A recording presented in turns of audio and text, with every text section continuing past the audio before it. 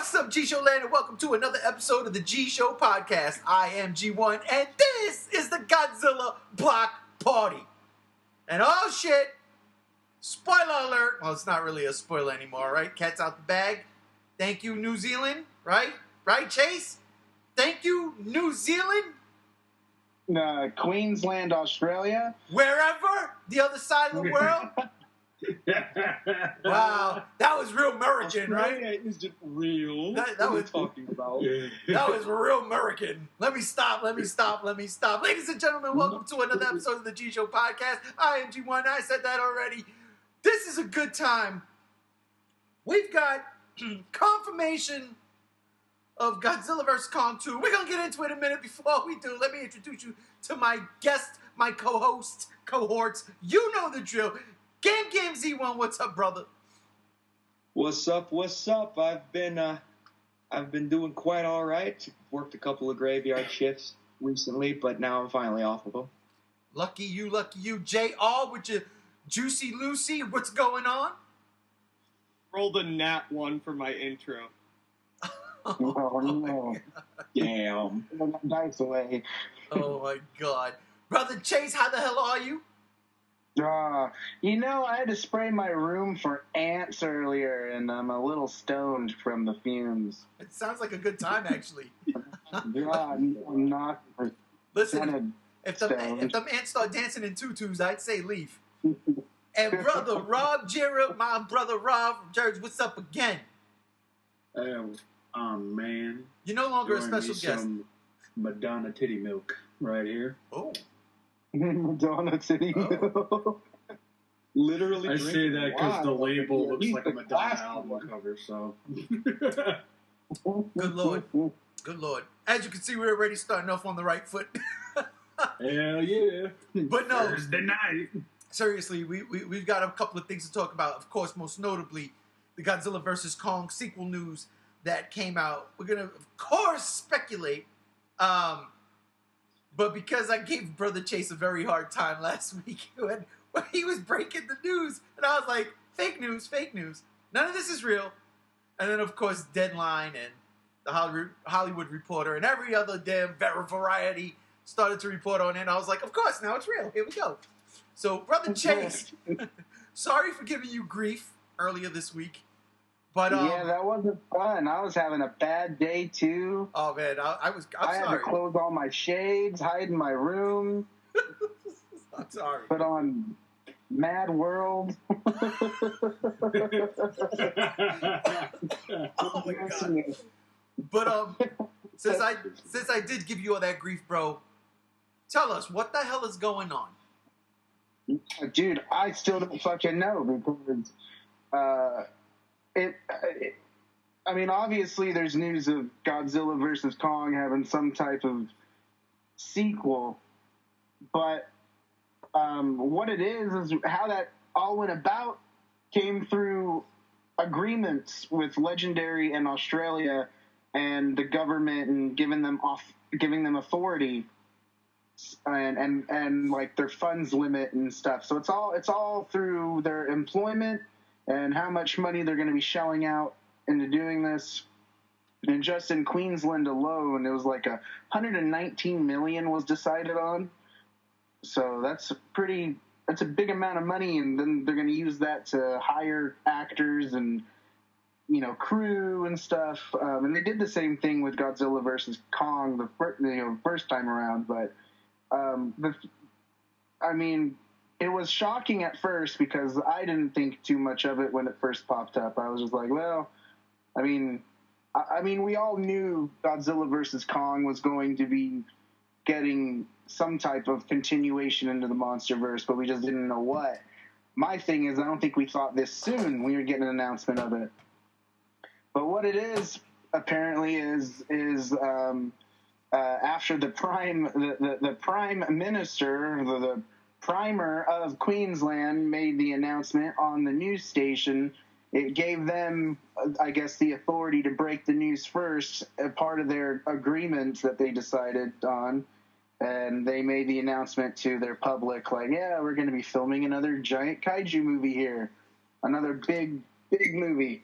And so the question is really is what type of what film is it going to be in the continuation? Because I mean, if the primer is going by everything, then it's definitely going to be a Kong film. But they're still calling it Godzilla vs Kong 2. So Yeah. I don't know. I guess that's the part where we're just trying to figure out is what's exactly going on forth from here. But as of this past couple of days, we'll be getting a sequel starting filming towards the end of the year. So they're saying like around August or something like that. So Rob, let me ask you a question. Was I out of line for calling it fake news when you're getting these reports from Australia news sources, but nothing's coming down the pipe from Legendary, nothing's coming down the pipe from Warner Brothers, nothing's coming down the pipe from any of the media we usually follow. So, I mean, this right as of that moment, yes, you can believe it, but do you take it with a grain of salt? Absolutely. I mean, that's how I felt at first when it was just that one singular source. I think it was Carrier Mail or something from Australia, something like that. And, I mean, if it was like comicbook.com or somebody breaking the news, I would have been a little bit more hesitant. But the next day with Deadline, Variety, New York Times, whatever the fuck, Donald Trump magazine, everybody was talking about it. So it was just one of those wait and see moments, man. I mean, the one thing that got me was it was being called a Godzilla vs Kong sequel, and everybody's like, well, why are they going to fight again? They were cool, like, at the end of the movie. Exactly. And I just assumed that it was just going to be the direct follow-up, like, this is what happens after Godzilla vs. Kong. Marketing ploy. Yeah. Like, I think that's what it's going to be. I think it's going to be a Kong movie. I don't know if it's going to be Son of Kong, Wife of Kong, Man of Kong, whatever. But, hey, man, it's one of those moments where it's like, hey, this is fucking hype. I hope it's real. 12 short hours later, oh, yeah, it's fucking real. So, I admire the fact that you were like, nah. I'm not getting hype. We got a Kong anime. We got a Godzilla TV show. That's all they're doing. That's all they're going to announce this year. I'm reserved. I'm zen. That's not it. I respect that. But god damn, what a way. What a way to go, man. I know. Next day. Oh, no, it's real. It's very real. And it's, oh, man, I'm excited. I'm very, very excited. I am so curious as to what the movie's going to be, how it's going to play out, what they're going to do. Hopefully they don't get Adam Wingard to direct again, and hopefully WB doesn't cut the movie down. Man, that was going to be my to final... ribbons, I should say. To a highlight reel. That was going to be my final question. Oh, my God. But, JR, let me ask you, was the Queensland, Australia, Australia, Queensland, right? Were they out of line to post this information?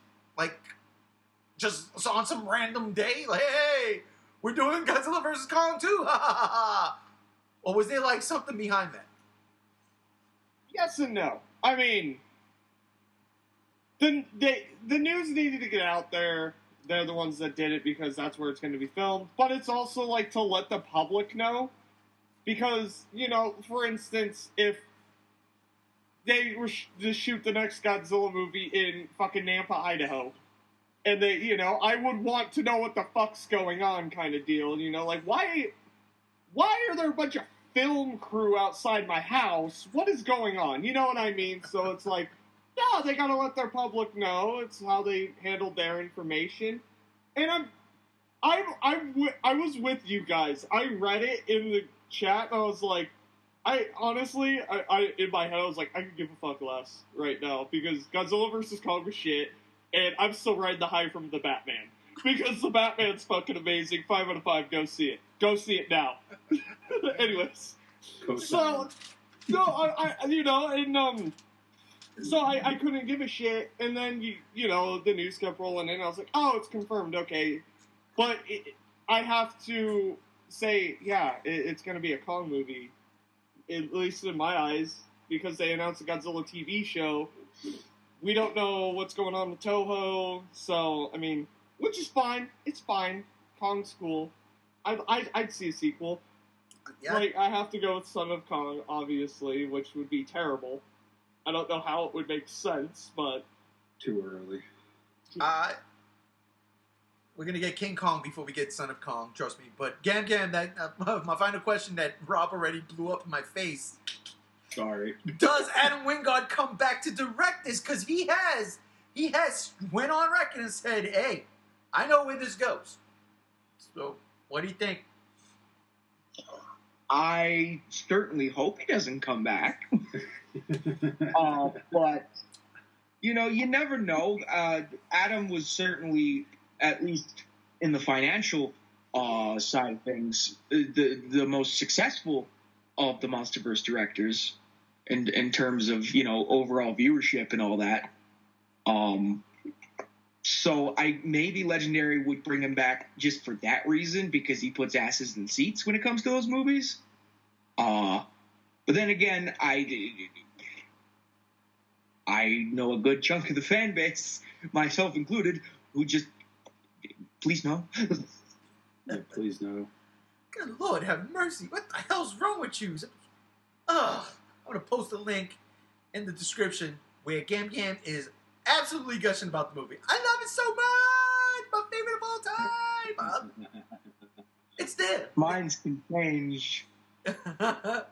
Oh, absolutely. That's not knocking anything. Yeah, I guess we're all in agreement. This is absolutely a Kong movie. This can't be anything else. If Godzilla shows up, it's a cameo, and I don't even think it's going to be like that big of a deal. And I still don't think that's going to happen. So, round robin, right back to you, Chase. If it is a Kong movie... No, sorry, go ahead. If it is a Kong movie, would it be King Kong, or are we going to get a Son of Kong? Do you think they're going to start... God, I fucking hope it's not Son of Kong. I think that idea is so fucking stupid. I don't want a Son of Kong. I think that's dumb. Look, here's what I'm going to say. You're giving Kong another shot at his own franchise to do something original that we haven't seen before, and you're going to make a Son of Kong movie? I mean, why? Why on earth would you? You're doing Kong in the Hollow Earth and fighting monsters from there, and you know that's where supposedly the Godzilla creatures come from. I mean, why would you drop the ball and bring a Kong species? I mean, I guess for the sake of a heartstring, you know, yeah, if you want to do a marketing ploy and make little Kong Juniors, which I mean, I think will be so dumb, but I mean, it's possible, but I'm not going to like it. And I guess, you know, if I had my say, when Godzilla showed up, it would be just to set up the next MonsterVerse film. That's what I would do. I wouldn't, you know, I mean, I personally have this hard idea of visualizing the MonsterVerse further without Godzilla in it, but that's just because I prefer Godzilla over Kong anyways. But, I mean, I'm on board with the idea of giving Kong something fresh and new and unique and original. And if they do a Son of Kong, you know, it's just like why I don't want to see Godzilla kids or little Godzillas in the MonsterVerse. If Kong and Godzilla are supposed to be the last of their kind and, you know, the big bads of their species, then I'd rather it stay that way. I would not like something added to take that away, because if you add a little Kong, then that's going to speculate, oh, are they going to kill Kong and have this one take over like a Mighty Joe Young, or same with Godzilla? They're going to do a Godzilla Jr. bullshit thing where Godzilla melts down at the end and all that. I'm like, I don't want to see shit we've already seen. And so that's how I feel about it. But, you know. Time out. You don't want to see shit. You don't want to see shit we've already seen, yet you were championing the idea of destroying in King of the Monsters and Godzilla vs Kong. And we've seen that shit already. We've only seen Destroy once. Doesn't matter. And it's and to see it utilized now today, about how many years later? More than 20 years later, in a spectacle like our film and technology is today. Hell yeah, I'd love to see Destroya, something as scary and creepy and massive as that monster can be. Bring that back to the MonsterVerse. Hell yeah. No. I'll be all over that. Keep the rest Destroya, bro. No. Yeah, and same with Ghidorah. Bring Smog Monster. Bring these characters back that are terrifying. That in the Shala, yeah, they looked the way they were, but they were still implemented to be terrifying. You know, bring characters back. You know, like bring. I think you know, and in my opinion, it's just like the Spider-Man movies. You can have Green Goblin and whoever show up as many times as you want, but as long as the movie has fresh ideas incorporating those characters, I don't give a fuck if I see them again. I would love to see monsters again. Heck, I would love to see King Ghidorah back again. If it's done in a way that's fresh and unique, you know. We did. He but was that's in GNK. how I feel about it. In spirit, and in Mechagodzilla. Shin Rob, Chase made some good points there about trying to keep Kong original. Yes. I love that idea. Would you do that, or would you ape, no pun intended, Son of Kong? No, I'd want them to go wholly original. Listen, we've only had 2 movies with Kong. Why are we going to give him a kid his 3rd movie in? No. I want to see Kong in the Hollow Earth. I want to see him interacting with the Hollow Earth. What else is down there? Are we going to see original faces? We're going to see some new faces. Like, there's so much to do with Kong and the Hollow Earth. Why would you just relegate it to Kong with a Rugrat? It's like, nah, we don't need that. It doesn't need to happen. Hey, yo, get weird with it if you really want to. Like, if you got to toss aliens or a black hole down there and something's coming through, anything, I'm just going off the top of my head. I'm not saying this is what I want. Right. But literally do anything else with Kong. Because one of the best things GVK did was make Kong a character. Make Kong a character. A literal character. An honest character. And, yeah, I want my heartstrings pulled a little bit. Why the fuck not? I want to see Kong do some different things. Why the hell not? We've got zero gravity zones in the Hollow Earth. We've got new creatures in the Hollow Earth. Center the story around Kong becoming king of Hollow Earth. That's what I want. Seeing Kong come into his own, new place, new fit, new everything, and that's the route I think they should go. No Kong, Godzilla kids, nothing like that.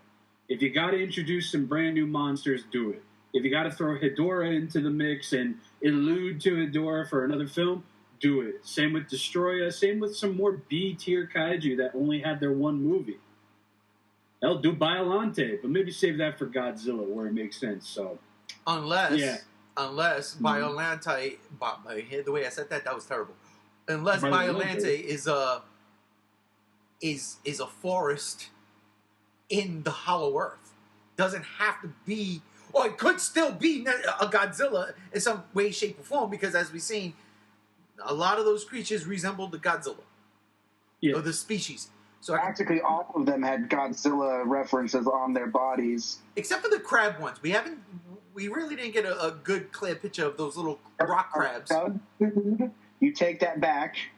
They're not important. They're just Doug's food. And we love Doug. And we do love Doug. No, like, if you go back to KOTM, like, they were saying that kaiju leave, like, nuclear fallout behind them and they turn into forests. It's just like, you can easily intertwine Biollante into something like that. Absolutely. Then you have the presence of the Oxygen Destroyer. That could easily allude to Destroya being alluded to, stretched out a couple movies. That's the one thing. If you're going to put Destroya up in this series, don't do it for a single movie. Build up to it. Because I'm one of those people. Exactly. You need the Destroya Thanos thing. No. If you're going to do Destroya, do that. Don't do it for a single thing of events or anything. Personally, I would prefer Ghidorah or something like that. But Rob, you're missing the true Thanos of the Godzilla franchise. Who's that? Hagen. Yes! That's where I was going. Fuck a Destroyer.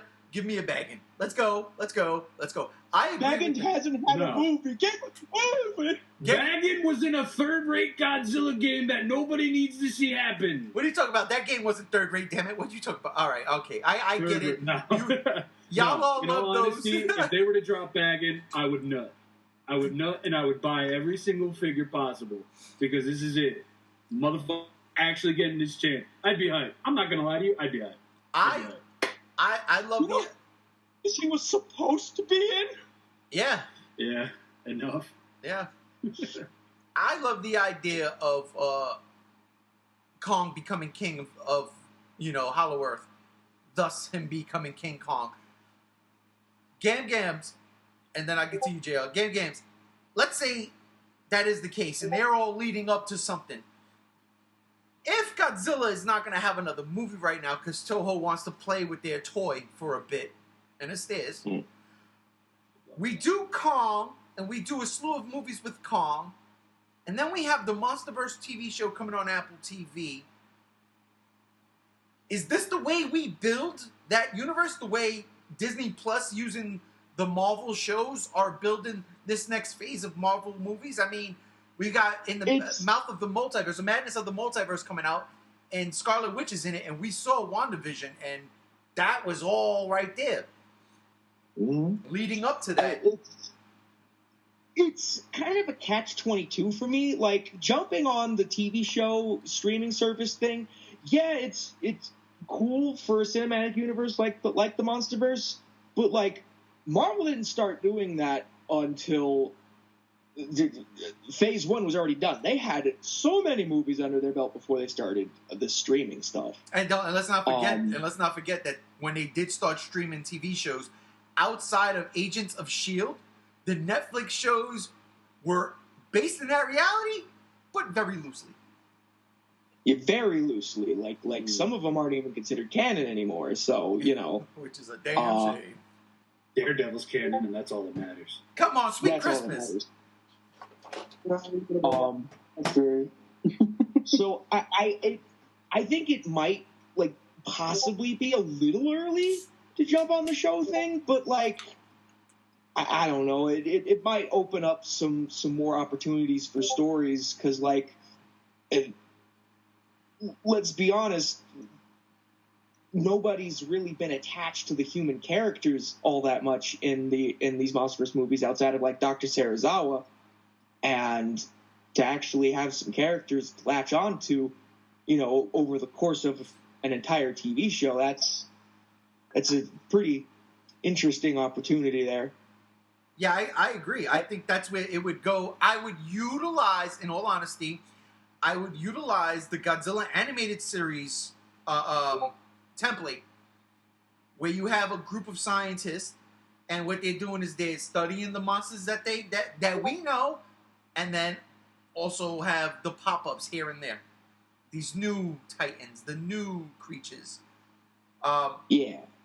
But I would disagree. I mean, I gotta be honest. I mean, outside of Serizawa, I really loved the dynamic between Gia and her adopted mother. I really did. What was her name? That's the point. I tell you, I'll give you Toho Hesai names, but don't you dare ask me to. I forgot her name. What? What's your name? Tell me what her name is. It doesn't matter what her name is, says The Rock.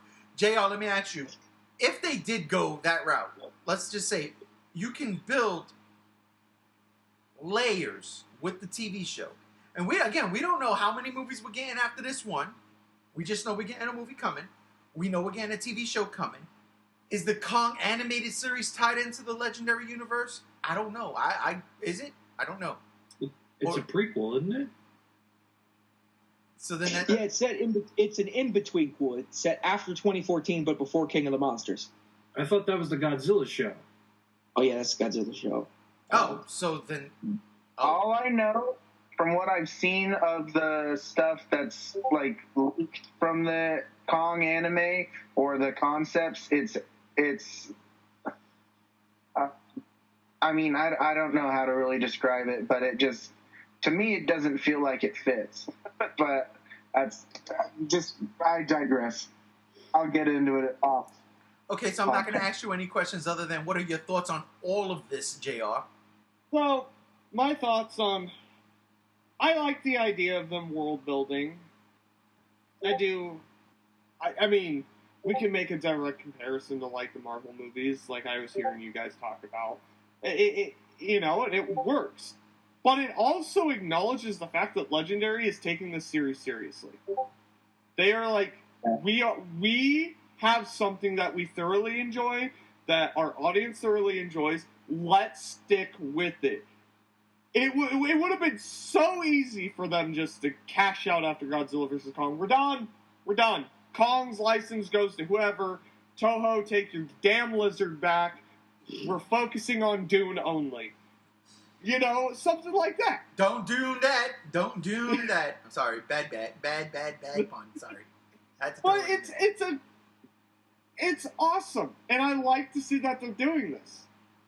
As for, you know, the extended stuff, it seems like the TV series are going to be like the extended stuff, you know, like Marvel's doing with, like, WandaVision. I have no idea what WandaVision is. I haven't watched it. All I know is it ties into the new Doctor Strange movie, and Doctor Strange, the Mouth of Madness, whatever the fuck it's called, is directed by Sam Raimi. I say Mouth of Madness as a reference to an H.P. Lovecraft movie. We know the movie. Because it's in the trailer. Yeah, the trailer has a giant tentacle monster. I'm rambling. No, I enjoy this. What they do with it is where I'm kind of, like, concerned. Because in the Godzilla TV series, yeah, you can go around and, oh, look at this monster. Ooh, look at that monster. Monster. Awesome! King of the Monsters retcons that immediately in some instances. Whereas, like, it would almost be the same thing, like, with that Kong spinoff series. Because shit's already been established, and you're going to explore more options with established movies that have established, no, this is how many there are, you know what I mean? So that's where my concerns lie. But at the same time, I'm sure they know what they're doing. They've made 3 great films and 1 stinker. So I trust them. I get it. Yeah. You know, that's a really good point JR brings up, because the TV show for the Godzilla TV show that's coming out, it's supposed to take place between 2014 and King of the Monsters. And when they establish how many creatures there are, that's, you know, in King of the Monsters, you know, that's going to be interesting how they incorporate all of that, because, you know, I guess that's a whole nother topic of itself, but that's interesting bringing that up. But the one thing I think about is that it feels like, in a way, this gives Legendary a way to reboot, you know, with Godzilla vs. Kong being the success that it was.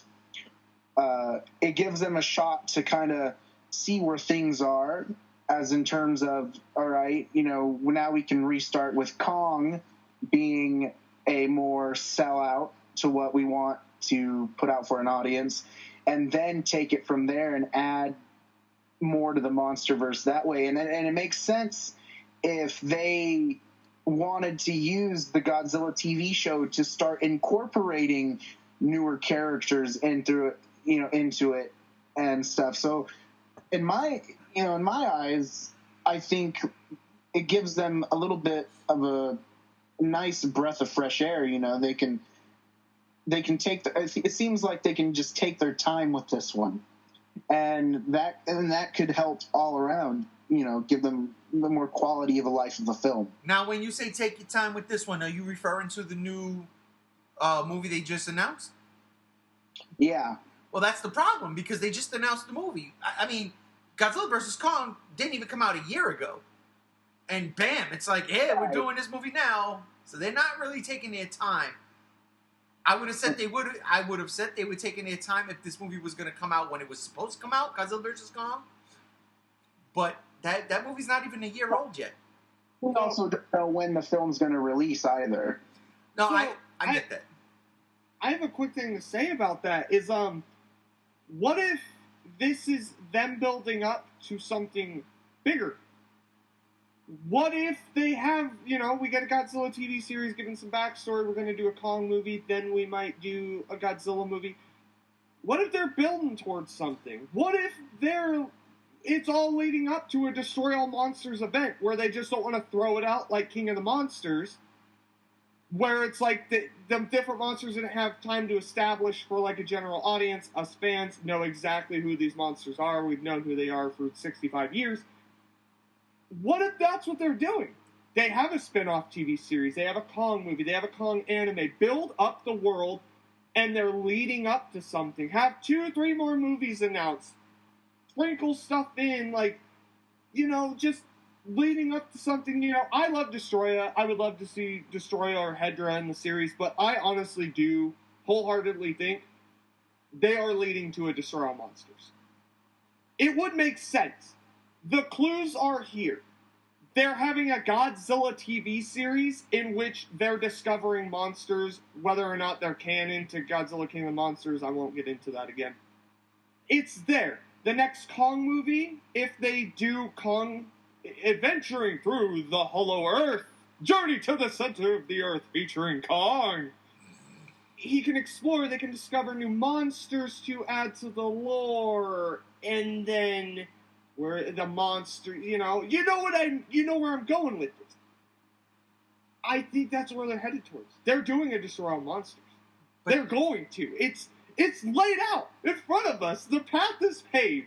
We just have to pick up on the clues. Well, that's what Rob and Drew were saying. Like, yeah, they're going to connect it. It's good. They build up to, in their case, Destroyer. The Destroy All Monsters things is one thing. I just don't think, especially after Godzilla vs. Kong, that humanity is ready to handle these creatures the way they think they can handle these creatures. And we've gotten that already. I don't think it's going to be a Destroy All Monsters. More so, and I hate to say this because I don't care for this movie, but King of the Monsters kind of had the right ideas. Like, look, it's their world. We're just living in it, so let's free them. Destroy X amount of the population, go underground, let them do what they got to do, and then we handle our business the way we handle our business. That obviously is not happening anymore because that didn't pan out for my girl Emma Russell, because she was obliterated by King Ghidorah, or melted down. No, she was obliterated. She was obliterated. But that right there, it could work. Because the failings of making a Mechagodzilla, one of the big plot points in Godzilla vs. Kong was, we're going to eradicate the Titans with this Mechagodzilla. We're going to be the apex. Godzilla and Kong destroyed that hope. What if they play upon that? It's like, that was our hope. That we had rumblings, research, blah, blah, blah, that all these monsters waking up is leading to something grander, like a Destroy All Monsters, and this was our last hope. No, but we don't have the technology now. It's destroyed. That was the musings of a crazy billionaire. That's all that was. Or was he completely sane? He was absolutely out of his mind, because even the little girl, what's her name? I love it. Yeah. Yeah. Madison Russell. Thank you. Things. Emma Russell's daughter. She's like, Godzilla doesn't just attack unprovoked. Conspiracy Nut said the same thing. He was saying that, this is not right. The guy was all about humanity and its apex. They went through that. Why revisit that? If anything, hear me out. If anything, they want to fucking go crazy. I'm going to go exactly with what Rob said. Alien invasion. That's the next fucking step. Invasion. It's the next step. It's the next step. That's the next step. Godzilla has always been associated in some form or another at least once in every single era with an alien invasion. Yep, because Autobots, Decepticons, and all that. I can see it, but it's gonna lead to that. Was he in the 80s and 90s? Yes, he was. Yeah, Space Godzilla. Godzilla's an alien. He's an alien. Oh yeah, I forgot about that terrible movie. It comes from space. Thus, He comes from space. Poster of it right above me. Forgot about fucking Space Godzilla. It's right there. so yeah, that's got to be the next logical step. I mean, hell, even Toho went back with the Godzilla ride and brought back King Ghidorah. I mean, like, hello. The trilogy was about aliens. We came down to save you humans. It's just insane. It's the next logical step. It's aliens. It's got to be. Yeah, it's got to be aliens, dude. Absolutely. But Rob, let me ask you. I mean, like, I totally agree with what you were saying, what J.O. was saying, what Gam Gam saying, what Chase is saying. I agree with all of this stuff. But how do we get there? How do we get there? Yeah, competent writing. WB not leaving all the important stuff on the cutting room floor again. I mean, how else do you set up aliens? You do it, you don't have to be hyper specific about it. You can throw Area 51 into play. There's a downed UFO from Roswell, something like that. It could be Orga, like in Godzilla Rulers of Earth. It could honestly be anything. And when introducing aliens, I'm not really looking for realism. I mean, we have enough Independence Day, all that.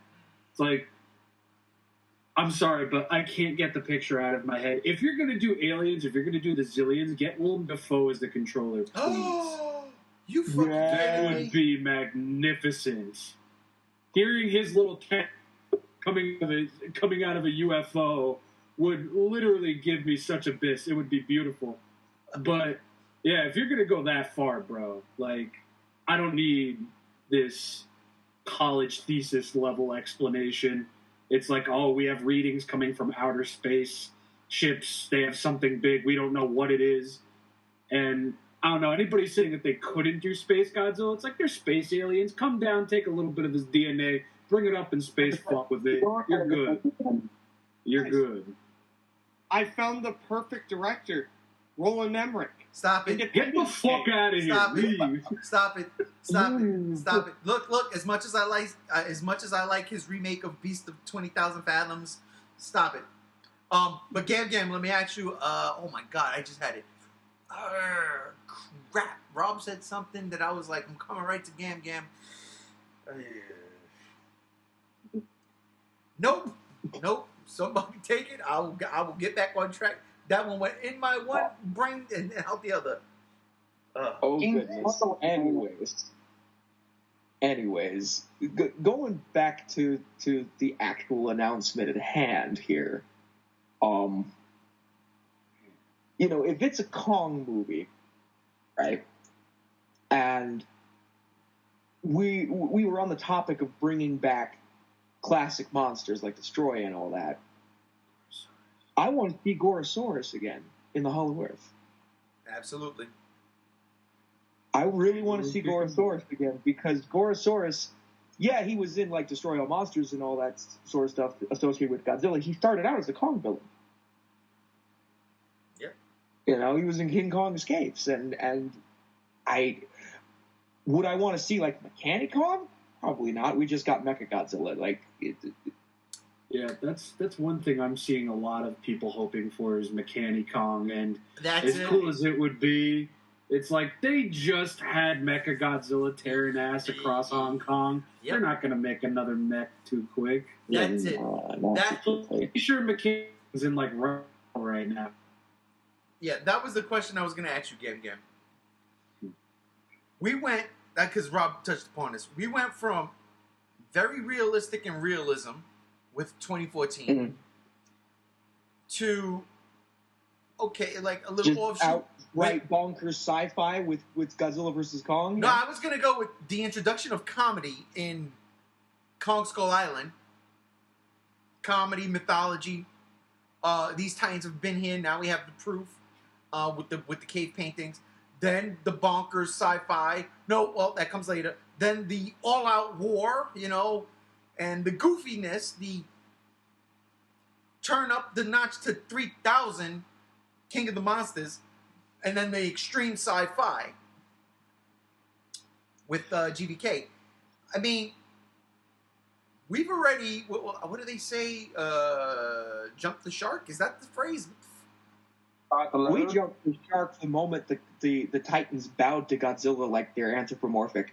Best part of the shark has been long since jumped. So I'm saying, aliens is an absolute. We have to do it. We have to do it, right? And get Willem Dafoe as the controller. I would totally...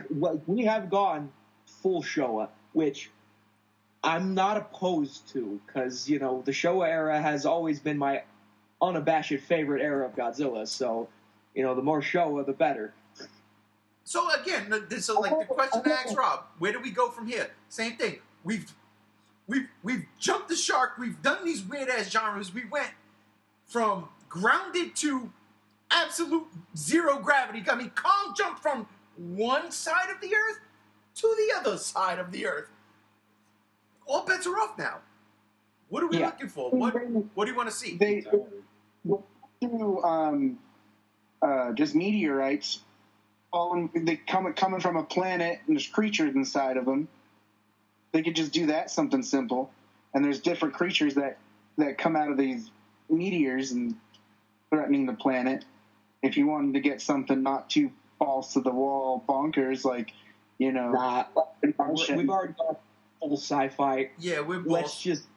Let's just like maybe one movie, maybe not the Kong movie, but maybe one movie they do like an after credits scene where the fucking Monarch sees a blip in space and it's just the fucking the Zillions, for example. Dafoe in a flying saucer.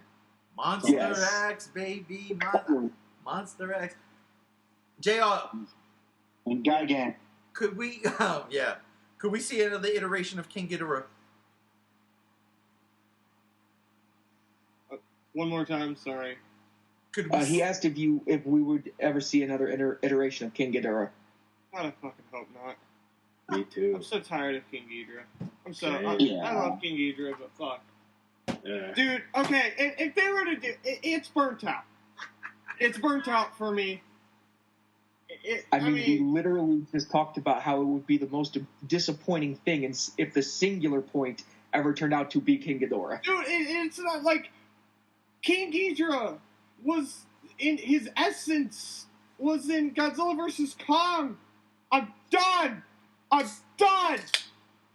get it. He's Godzilla's ultimate nemesis. He has like 18 other fucking enemies. Please. Something else. I'm begging. I can't do it again. If I see King Ghidorah in one more thing in the next 10 years, I'm gonna fucking lose it. No, but in all honesty, everyone's missing the bigger picture. You guys are talking about aliens. We gotta do the Seatopians, man. We gotta do Megalon and the Seatopians. Bring my boy back. That's what Kong discovers in the center of the earth, the Seatopians, and they want to reclaim the surface. Hey, my God. Let me get a script. I'll buy it right now, bro. Yes.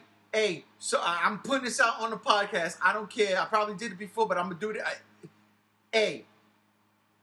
For about 15 to 20 fucking years, I've been pondering and writing down the sequel to Godzilla vs. Destroyer, and it is called Godzilla vs. Megalon, and that is exactly what was happening. That is exact. The Seatopians want their revenge. And what better way? They're in the Hollow Earth. You find Atlantis. The Seatopians just so happen to run Atlantis. They just so happen to pray to a deity called Megalon. I want Megalon back. I love Megalon. And I'm not saying that to stroke my brother Chase's, nut there. No. I love Megalon. It's without a doubt one of my favorite all-time Showa movies. And when I rewatched all those classic movies, all the Godzilla movies in December, when I got to Megalon, I was nervous. I was like, man, because it gets shitted on so much. And I watched it for the first time in the Japanese dub, and I was like, oh my God, it's the best thing. Unabashedly love that movie. I'm going to tell you right now, I put that movie over all of those last half Showa movies, the 70 from Ghidorah. I put it over that one. Ghidorah is very close to it though, but I put it over all of them except for Terror Mechagodzilla in that group. Megalon. Oh my God, I want Megalon back. I hate you, J.O. You're absolutely right. Bring back Megalon. Or fuck a destroyer. Fuck a head. I swear to God. Bring back Megalon. I swear to God. If they end up actually fucking doing that, I'm gonna sue the fuck out of them. Because I'm gonna be like, the G Show is suing them because we came up with this shit on a podcast. It's like in all honesty, because the next, you could do aliens, you could do Exilians, and have like the Cetopians like sending out a distress call or something. If we are going full on goofy as fuck Monsterverse, do Cetopians first. Do it. Do Cetopians before aliens. I fully back because I could believe Cetopians. They could write some shit up about Atlantis. I don't give a fuck. If you're gonna be goofy, be goofy. Do it. I mean, Do it. they were in. I mean, the relics of King of the Monsters when they go to Godzilla's lair. The writing's on the wall, quite literally. The writing was on the wall. Indeed. And like, you know, even if it's like mostly focused on Kong versus Megalon, they could still throughout the movie sprinkle in more world building with stuff like Gorosaurus.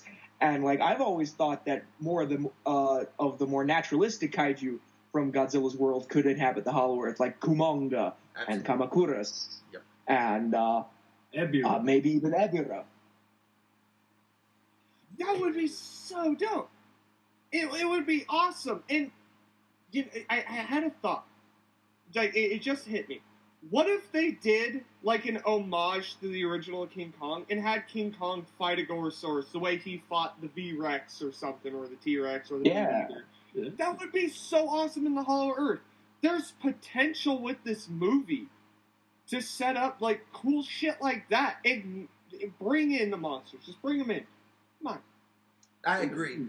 Hollow Earth is a wild card, man. I wholeheartedly agree. Toho needs to loosen their grip when it comes to charging for each individual monster, at least for Legendary. Well, you got to look at it this way, man. Toho's getting free fucking money right now. They're doing Singular Point. There's probably going to be a season 2. But what else are they doing aside from making merch? It's like, we don't need to make live-action movies. We just need to lend our shit over to Legendary, and they'll make all the money for us. We throw together our own marketing over in Japan. Done. It's like, they're not going to get rid of that. They're never going to, like, unless the Monsterverse tanks and it costs more money than it makes. I don't think Toho is going to be yanking those rights ever. Because, again, free money. Toho loves money. They hate spending it, but they love making it. And as much as I don't agree with that, because, you know, if you want to make money, you got to spend it. Absolutely. And as much as I would like to see more Japanese-oriented Godzilla films, regardless of the whatever, they got a good gig going for them, man. People are making movies for them, making money for them. And if that's the case, it's like, yo, do a rights package per movie if you got to. Put a price on it. I don't see why they wouldn't. I agree with that 100%. I mean, looking at a main example here, they, in a shocking development back in 2011, gave the rights to all the monsters in one lump sum amount to IDW Comics, but they're still doing that thing with the movies, you know, and because movies are more expensive to make than comics. Yeah, and the comics only sell. That's a niche market. Yeah, with movies, they know that there's a lot more money to be made because with movies comes more merchandising. Yeah. With more merchandising comes more orders for vinyl figures, the whole 9 yards. SH Monster Farts. You get Godzilla the cereal box. You get Godzilla the flamethrower. The kids love that one. I'd buy it. They might have very well even done it, and we don't even, like, they never even told us that they did it, because, like, Mechagodzilla was never confirmed by any news sources or anything like that. They tried to keep him a secret. That was, yeah. I mean, we knew because of the toy leaks. But I think that's because he was like a leftover from Ready Player One, which was also by Warner Brothers. And I think that kind of just skirted under our radar. It's like they probably had the rights for a significant amount of time. And they were probably, before this runs out, let's toss old Tin Can into GVK. Why the fuck not? You know, that's probably what it was. That's a genius. Yeah, that I've never thought of that, but that makes so much sense. He was the left meatloaf from Ready Player One, bro. That's all it is. Yeah, pretty much. You can see it too, because some of that meat was off the bones. I still say if Toho really does love money, they should just let Legendary use whatever monster that they want. They've already more than proven that they're faithful. Just don't give them Mecha King Ghidorah, because I don't want to see any more of that three-headed fuck. Please no. I swear to fuck. No Mecha King Ghidorah, no Ghidorah, no Death Ghidorah. I'll burn every King Ghidorah thing I own if I fucking see him one more time in the next 10 years. It's done. It's burnt. Yeah. We had him. We already had the perfect version of King Ghidorah and King of the Monsters. We had him in that fucking anime trilogy too. We had him in the ride. We have him. He's on lunch boxes. He's on flamethrowers. I'm done. He's coming to Singular Point. There's no way that King Ghidorah does not show up. He has to. They did every other monster. I asked them. They're gonna do it. They're gonna do it. Chase, you've been relatively quiet, so I'm gonna ask you this: why is Toho so damn stingy? I think it's because of '98. Honestly, I think they don't want that to happen to any other characters, because '98, that film, unfortunately, in a way, a kind of paradoxical way, kind of ruined them. I mean, even though Godzilla '98 was a successful film financially, it still put Toho in kind of a laughing graces, and, you know, honor and stuff is a big thing, and that's why Toho hit on Godzilla '98 so many times. I just honestly don't think they want to have that issue again with multiple monsters. But you got to understand, we are in a realm now where Toho isn't as stingy with their characters. Just because, you know, I mean, Mike Doherty and Adam Wingard both said it's not the fact that Toho won't let us use these characters, it's what money can we shell out to attain these characters. And you got to think, you know, in Legendary's eyes, what characters are more money viable to use than the ones that aren't. And I don't think it comes down to the fact of, you know, Toho being like, no, you can't use this character. It's, all right, yeah, you can use this character as long as you follow our terms and also pay our price tag. I don't, you know, that's how I personally see it. I don't think it is a thing of like Toho being like, no, we don't want you to use Anguirus. Oh, no, we don't want you to use Gigan. Oh, we don't want you to use, you know, any of these other monsters or Varan or whatever.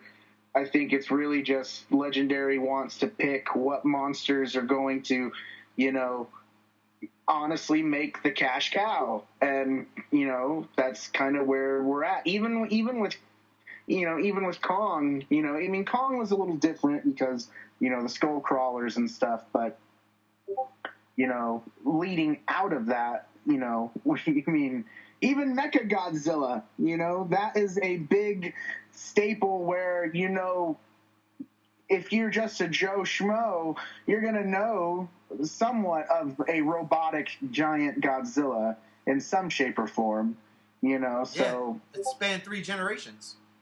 You know, yeah, so they're just using the monsters that make sense to them. And, and that's where we get into the stuff like the TV show and the possibilities of what happens after the next MonsterVerse film is what it opens up. What does it build? Because that's what I said, I feel like it's kind of given them a little bit of a reboot. They can get another chance in here to create a more focused world, I guess I could say. I guess what I'm saying is with this, you got Kong now in the Hollow Earth, and then if they plan to do something again with Godzilla, you totally can. You have two IPs now that can both have two unique things, and you can develop this world, with the TV show, and you can have the movie lead into the TV show. You can have the TV show lead into movies. You have all these avenues that you're starting to develop, which opens up room to incorporate characters like Gorosaurus or Biollante or Baragon or, Megalon or something else, and, I think that's, it's, going down the roster of characters, I think that's when it gets a little bit more possible. But, yeah, like I said, I don't think it's really Toho being like, no, you can't use certain monsters. I think it's just you can use whatever monster you want as long as you can pay for it. Gotcha. Hold up, JR. I'm going to go to Gam Gam first because he had his hand up. Gam Gam. Yeah. So I apologize if I came across like that. I know about the Toho charging for each individual monster thing. I was implying that I would, at least for Legendary, because they've proven themselves, maybe Toho should not do that anymore and just charge one lump sum for everything, or just let Legendary just go for it without charging them. That's something I was going to touch on. I'm going to kind of criticize Toho a little bit here. Oh, I know. I'm going to do it. Do it. Toho's kind of fucking scummy for doing that. They're trying to build a brand, a license for each one of these fucking characters, and they are specifically going to tell you, oh, if you want to use this character, you have to pay us. Why? You're trying to build a brand. The money has been made. Let's be honest. The movies that have been made in the MonsterVerse have made more money than lost money. Okay? Why? Why charge anymore? Why King of the Monsters. Just be like, we want to build a brand. Put them in. Ask for. We'll limit 3 monsters per movie that we won't charge you for. You could do Gorosaurus, Megalon, and fucking Baragon, whatever. You can have them for your movie. It builds a brand. It gets people recognized with these monsters. Merchandising. We make money off of it. We get the percentage from the movies. We get the percentage from the merchandising. People are aware of these monsters. Throw them on shirts. Make figures. Super 7 make figures. NECA buy a license. Monster Arts. But you limit that ability by making a studio buy them. You limit it. And I can't fucking stand that goddamn concept. Like McFarlane, for instance. I'm going to do a direct comparison. McFarlane picked up the license for DC. What have you been seeing on shelves if you're a toy collector? A shit ton of DC figures from McFarlane. They don't have to pay certain licensing fees to DC to use certain characters. They are allowed to because they have the license. Toho, give Legendary the exclusive license to use your characters and their likeness in their films, and stop fucking nickeling and diming them. You will make your money back. There. And I agree, that's essentially because what I was getting at. I just worded it poorly. How else are you going to make a monster like Ghidorah or Ebirah or Baragon a legendary monster if you're just like, we're just going to keep doing the same 6 or 7 monsters over and over again? It's like, you need to give these... Yeah. You need to give these other monsters... You need to give them a chance. It's like, in order to make money, you need to spend money. In order for monsters to become popular, you gotta fucking give them a chance. Because if they don't, we're gonna be stuck in a proverbial circle of the same shit happening in the same movie. And it's like, spend money Oh, Can't sorry. do that. Go ahead. I keep interrupting. That's all. All I want to say is just like that's not going to build your brand. That's not going to build your franchise, and it's not going to make you money. It worked in the past, yeah, but it's not going to work now. It's not. Like, yeah, people would probably be hyped to see King Ghidorah again, but no. You got to start taking that rogues gallery. You got to start taking the B and C tier kaiju, second worth of footage, whatever, Varan, all the fucking deep cuts. You got to start taking chances with those, man. Because Toho, I assure you, you're not going to be going anywhere with the same 6 or 7 monsters. You're not. And you're not going to go anywhere doing the same plots over and over again. You're so free-handed with Godzilla, with Shin Godzilla and Singular Point. You got to let that come to the States, too, bro. You got it. I'm going to put something out here before you go, JR. I mean, oh, my God, I'm listening to all of y'all, from Chase, Gams, you, JR, and you, Rob. And you know what I'm thinking of? The vitriol towards Toho is justified. It's warranted. It's not illegitimate. And it reminds me of a Toho movie, the last Toho movie that featured our favorite kaiju, Shin Godzilla. And it was the coming of a new age of bureaucracy. You have to get rid of the old way of thinking and start thinking along the ways of the new. And that, that's exactly what this sounds like right here, Toho. That's the truth. You're not going to make money by holding back a Kamacuras. Yeah, it's true. Wake up. Get that new brain seed of thinking, bro. Because it'll make you a shit ton more money than you'd ever think. It really would. Because look at shit. You don't like Shin Godzilla. I get that. But I like it. What are you talking about? I told you, I love it. Look what it did for the brand in Japan.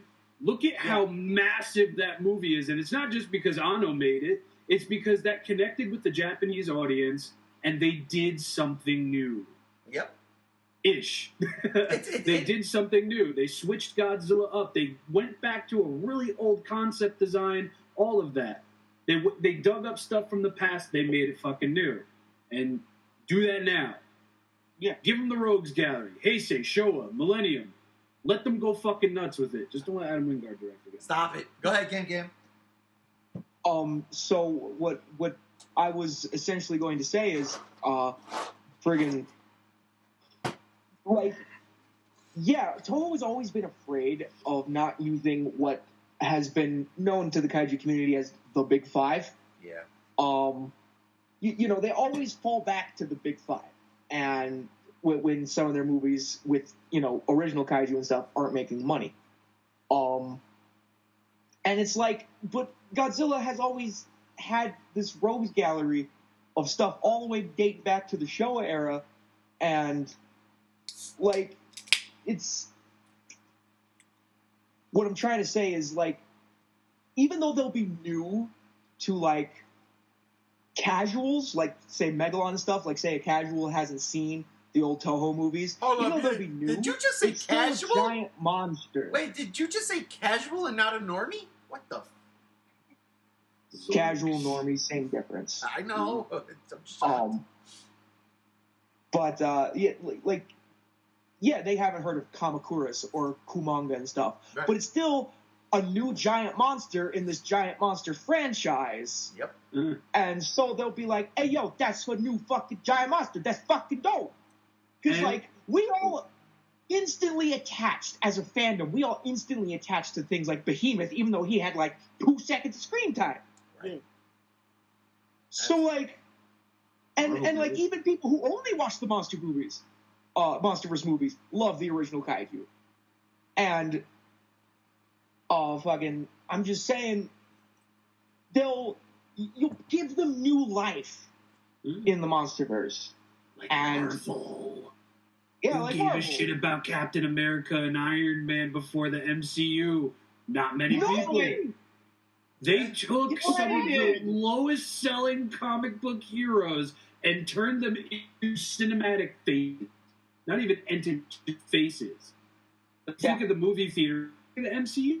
And it's because they took a chance on heroes that just weren't selling that well. Spider-Man, probably the most best-selling Marvel comic of all time, whatever have you. I don't know my numbers, but X-Men. he didn't come till much later. X-Men, okay.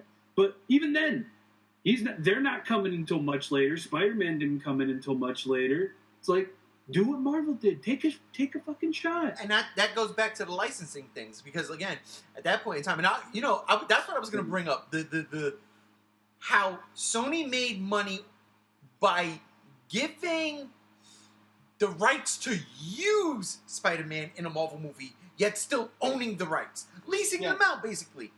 That's exactly what y'all saying. Like, Toho, lease these characters out, because again, for them, they didn't make money. Let's say they didn't make the returns, but we're talking about characters, especially from the Showa era, from the 60s and 70s, right? So and then you look at, like, let's say the Heisei series, right? The Heisei era, what do? There's King Ghidorah, there's Mothra, there's Rodan and Mechagodzilla, right? And then in each of those movies, well, except for Mechagodzilla, but Mothra, for instance, perfect example. We introduced Batra. There's a brand new kaiju there. A kaiju that looks dope, but there it was. We did that. We leased the big guys. I mean, because then you go to the Millennium series, and then you get a straight up remake of, Godzilla versus Mothra, but you add Mechagodzilla into it. It's the same fucking movie, and then Mechagodzilla's in it. You see GMK. You've got King Ghidorah in a completely different role, but there's Mothra. Mothra is in more movies in the Millennium series since the Showa series. What? Mothra's all up in that shit. Well, and I have a little story that involves the wifey. So when I first met her, she only knew of Godzilla 1998. She didn't know of what we know. And it sounds like Gam's ex. But it was like, oh my god, I have to show you. And it was through her learning, watching, seeing, where she has discovered her favorite movies and monsters in a series that she had limited knowledge on. I asked her once, you guys have heard the story, I was like, what's your favorite Godzilla movie? And I want you to be honest with me. You know what my favorite, you know my top 5, you know my top 10. What's your number 1? She looked me dead in the eyes, she's like, Godzilla versus Megalon, because Jet Jaguar is the shit. I'm like, yo! I am down for that. And she would have never fucking known of Jet Jaguar if it wasn't for somebody showing her. Toho! Are you listening? They spent the money. They made the money. Give us a Jet Jaguar in the Monsterverse. I don't need to see Jet Jaguar in the Monsterverse. I'm perfectly fine with Jet Jaguar in singular point. It's like the principle of it. You know what I mean? It's the principle. It's the show. I'm gonna give a fuck about Ebra. And I agree with everything, because honestly, Toho is sitting on a fucking gold mine right now. Yeah, by leasing those, like Gam said, those natural kaiju to be in the Hollow Earth. Fuck yeah!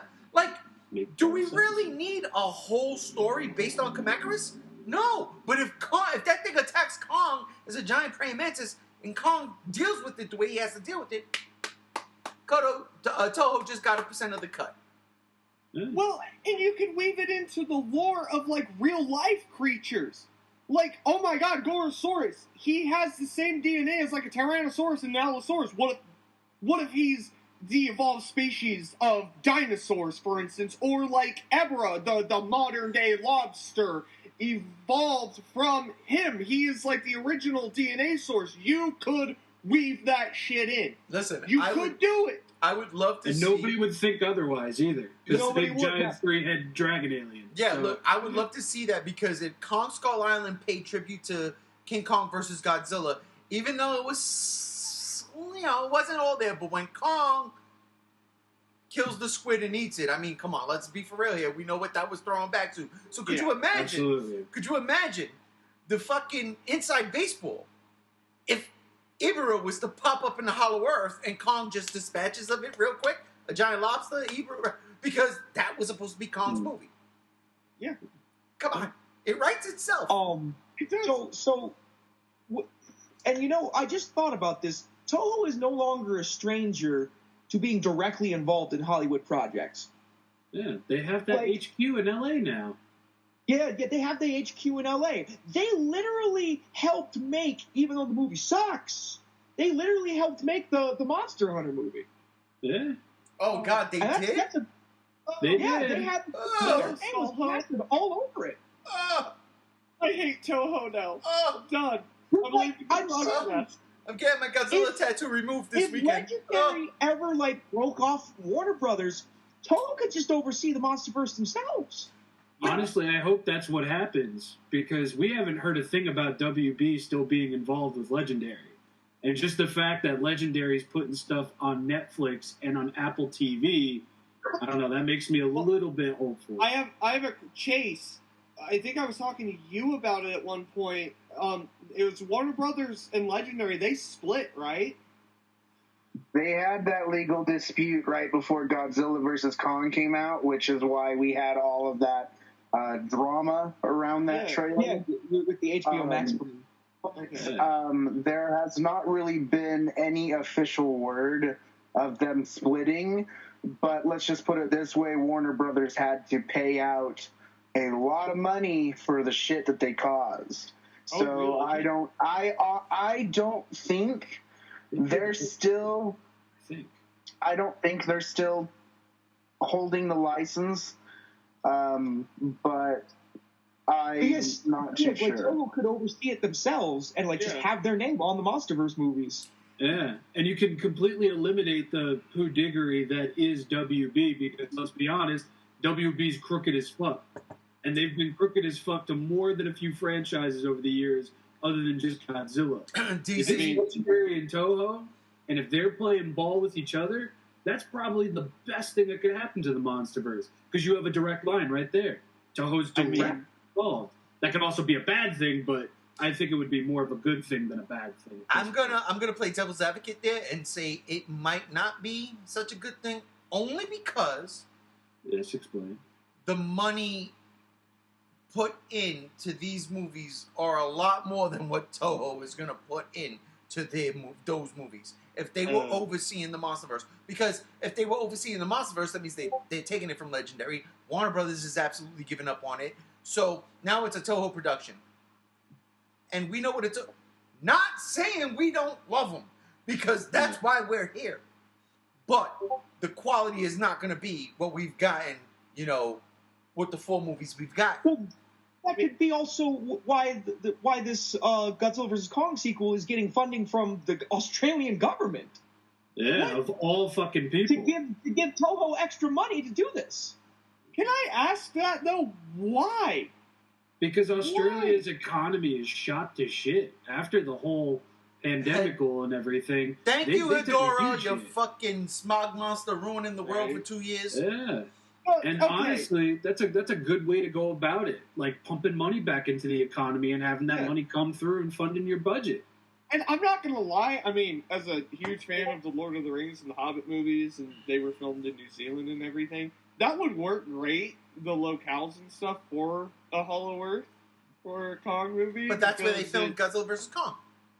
Oh, they did? No shit. They did. They filmed I thought in it New was Zealand. Hawaii. But Hawaii was a stand-in for Florida. Don't ask me why. What? I don't Hawaii looked way better than that was the Pensacola scene. I need to call someone to complain about this shit, because that doesn't make any fucking sense. Go to Florida! There's insane people. Put them in your movie. Come on, man. I just pulled up an article here from January 8th. Actually, that was about a year ago, actually. It's talking about that basically there's no specific word on Warner Brothers' handshake with the Godzilla license, but it is saying that Warner Brothers and Legendary have come to an agreement deal with Godzilla vs. Kong being under the Warner Brothers license. Yeah. So Chase, I want you to do this. I want you to look something up for me because you're my go-getter. Look up the budget for Godzilla vs Kong, and then look up what Godzilla vs Kong made. Because I saw something last week, I believe, and it says something. It was less than 500 million, and I thought it hit 500 million and a little past worldwide. But if it didn't, I mean, HBO Max is a beautiful thing. I love it. Well, that needs to factor in. From what I've heard, HBO Max does not release financial information or viewership of certain movies. So that could very well be a lot more views or subscriptions, blah, blah, blah. But HBO Max does not release that information because Warner Brothers are assholes. Well, what I'm saying is because something like Wonder Woman 84 was the first movie that HBO Max did theater and home, right? Yeah. But they had to pay that movie. I think they gave them $1 billion. They gave them something. They said we feel y'all gonna make $1 billion. Obviously, if there was no pandemic, so we're gonna give you this amount of money, and then whatever you make in the theater is yours too, right? Yeah. So the budget for Godzilla vs Kong was between 155 to 200 million. Most places are saying it's about 160 million. But its box office total was 468 million. Worldwide? Yes. So I see, and I swear to God, I was under the air. I've been telling people, I made 500 plus million. Easy. During the pandemic, suckers. And it was on HBO Max, suckers. It still made its money back, and it still made bank. That's a dope thing, especially because it was during the pandemic. And it was, like, legit the first movie out the gates. They are saying that 10% of that total does not include the money made from HBO Max. Because they refuse to release that information. Yeah, and honestly, I don't think, like, the subscription base for HBO Max jumped so significantly for Godzilla vs. Kong. You know? It could have within the fan base for those cities where movie theaters weren't open up. Good call. It could have. Because I did watch it in theaters, and I got an HBO Max subscription to rewatch it at a later date. So they got my money for a month. That $15 they charge a month. So imagine the people that are like, I can't go see it in the theater because, here in Idaho, we had everything fucking open. Nobody gave a shit. I mean, I'm just being honest. Where it's like cities so like when I went to Orange County, California, last May, Godzilla vs. Kong, I went to LA. It was still playing in the China theater, or Chinese theater, whatever it was called, or because it had just hit then towards the end of May. Or the beginning of May, there to where you could see it in a theater because they lifted lockdown restrictions. And I talked to a lot of my friends that were there. And I was like, hey, have you guys seen it? And they were like, yeah, we just got HBO Max. I'm like, did you all share an account? And they're like, no, we each got our own individual account because some of my buddies are in college, so they watched it in their dorm. Some of them were at their parents' house. They got like 5-6 people together to watch it, So they each, I would put an estimate, 10 people that I know that live in Orange County, California, each had their own individual membership for HBO Max to watch the movie because they couldn't, obviously, restrictions and stuff like that during the lockdown. That it could actually have made a big impact on it because there were situations like that, Oh, I'm afraid to go to my friend's house even though he has HBO Max and he doesn't want to give me his personal information, so I'll just get it. $15 for 1 month, whatever, or a free trial or something. You know what I mean? Yeah, I know there's a lot of free trials. No, actually, there wasn't any free trials. Not only that, but Godzilla vs. Kong was also available on VOD and demands and stuff like that as well. Amazon, it might have been on Amazon Prime. Wait, was that on drop?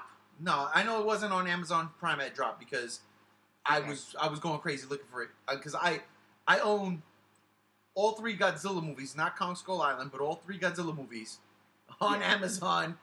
As soon as they dropped, I bought them because I couldn't wait. And I was like, I'll watch these movies again, even King of the Monsters. But I know that for a fact that Godzilla vs Kong was not like, that was like a month and a half, and then it dropped. Yeah. It's like something like a 45-day period. Yeah. As soon as it went to, it was on HBO Max off the jump. That's the crazy thing. So, we can tout this movie as a success, which is why we got the green light within a year for the sequel. Oh, absolutely. I mean, given the fact that the budget was out about, we'll just say roughly $200 million, they saved money on marketing, especially when they were marketing it with HBO Max. They could have had a tie-in to save some money with HBO Max, streaming exclusively. They only needed HBO. one trailer. Yeah, exactly. And that's the thing, is like, That's the best so part. financially, say for like let's use the Batman as a reference. Let's say the budget for the Batman is $200 million. I don't know its actual budget. I'm just using a reference. To have successful marketing for big budget movies, you spend what your budget is for the movie on marketing to market your movie. So the budget's $200 million. You spend $200 million. So technically it's $400 million. In Godzilla vs. Kong, I imagine they saved a shit ton of money by having one trailer, did a tie-in with HBO Max to have it stream on there. So they made a hell of a lot more fucking money that didn't go into budgeting shit. It's all dumb financial shit. Go see the Batman. It's a 5 out of 5. Fantastic movie. You know, it's funny. You should have used Godzilla King of the Monsters in terms of the budget and the marketing. That is a good point. That's one of the reasons why Godzilla King of the Monsters is such a fucking flop. Lit up Dubai Tower. That was too much. That right there was probably $200 million. I mean, the budget for King of the Monsters was about $200 million, and its box office was $386 million. But you have to double the merchandising, so $200 million added to that is the actual budget, so it's more like $400 million because of the marketing. That's just how it is. Marketing's expensive. That's why those... And that movie did not need all of that marketing. It sure the fuck did not. Absolutely. It needed at best the one trailer we got the year before it came out, another trailer 6-7 months before it came out. That's it. You didn't need the fucking DLC for whatever the fuck goddamn game that was a part of. You didn't need any of that. And that's exactly why it flopped. Yeah, because you did fucking Infinity War Endgame levels of marketing for a movie that was never in a million fucking years. That's why it pisses me off about King of the Monsters. Like I said, my favorite Godzilla movie. But that's why it pisses me off. Let's not forget that the movie was terrible because of the bad Michael Bay jokes. If they take that out, we might be having a different conversation. Yeah. I'm telling you, my buddy, my best friend, he grew up with Godzilla the way I grew up with Godzilla. I don't think it was also just the jokes, though. I mean, King of the Monsters was also put in a very crowded month for movies. Just being crowded. It's the fact that they marketed Godzilla like it was some fucking grand epic. It was never going to reach... To us, it was. To, like, the hardcore fans, it could have been. To people that love it like me, it is. That is the definitive for me. I know, Ray. I know. No. I'm listening to you. I'm listening. I'm just... No, but to me, it is. It is like... It's like... Holy fuck, this is the Godzilla movie for me. Even with the stupid jokes that I still roll my eyes at. You know what I mean? But it was never going to be Infinity War. It was never going to be Endgame. It was never going to be fucking Matrix, the sequel to Matrix, you know? Aladdin. That was hype as shit. Aladdin. It was never going to have that fucking hype.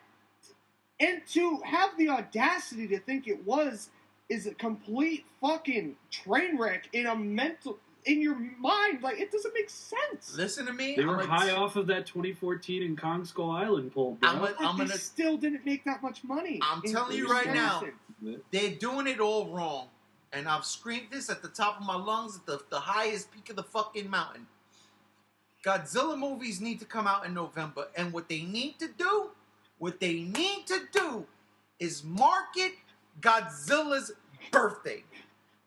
Yeah. That's what they need to do. Godzilla born 1954, November 3rd. Really lean on just how old this franchise is. Yes. Oh, the longest running movie franchise in history is getting yet another entry. You know. I'm telling you. Oh my god. Throw it in November. Market it like that. It's longer running. It's longer running than James Bond. It's longer running than practically everything. Everything. Why aren't they marketing that? Why aren't they marketing that? Because they're not putting it in the right spot. And I said this, I screamed this, a million times on this podcast. If Godzilla vs. Kong was to come out in a November slot, even though we had the pandemic, but November was the slot. That's where you drop this movie. Nothing is out, man. Nothing comes out in November. Nothing. That is prime real estate. Prime real estate. November into December are two heavy-hitting months because it's Oscar season. That's where all the Oscar fodder gets tossed. My ass, because fucking No Way Home made a... I'm not comparing. No Way Home made a shit ton of money, and that came out in fucking December. And that movie's not winning shit for us. But that's also a Marvel movie. It's also a Marvel movie. Movies don't win Oscars. Yeah, it's a Marvel movie that everybody was like, oh my god, they're bringing Black all the Widow Spider-Mans. ain't winning goddamn fuck of a shit. That's because it sucks. It's terrible. Start to finish. Everything. I love you, ScarJo, but no. Fuck off. That movie was terrible. How dare you? How dare you? I love her in Eight-Legged Freaks. That's the only fucking movie I love her in. You should check out Under the Skin. Beautiful movie. But anyway. Marriage Lost Story. in Translation? Marriage we Story could go was on. Something else. Lost in Translation was great. Oh, Lost in Translation was great. It's like, But I appreciate the Ghost in the Shell remake. I do too. Oh my God. I really don't think it's as bad as people think it is. I really don't. Yeah. People are like, why did they butcher it? It's like, how are they going to adapt that entire thing into a live action movie? You gotta make cuts somewhere. Yeah, true story. And to be completely honest, but anime adaptations can be good. They exist. Anime and manga adaptations are Rurouni Kenshin. That was also a Japanese-made movie, though. Yeah, but still. It's possible. They can't do it. It's possible. They can't translate that. It's absolutely possible. I watched the live-action Attack on Titan movies. They're terrible. I watched Death Note. It was terrible. I watched the Cowboy Which Bebop. Death Note? There's 12. I couldn't fucking finish fucking Cowboy Bebop on Netflix. I was like, I'm done. I have 3 episodes left, but I can't fucking do it. I can't muster up the willpower.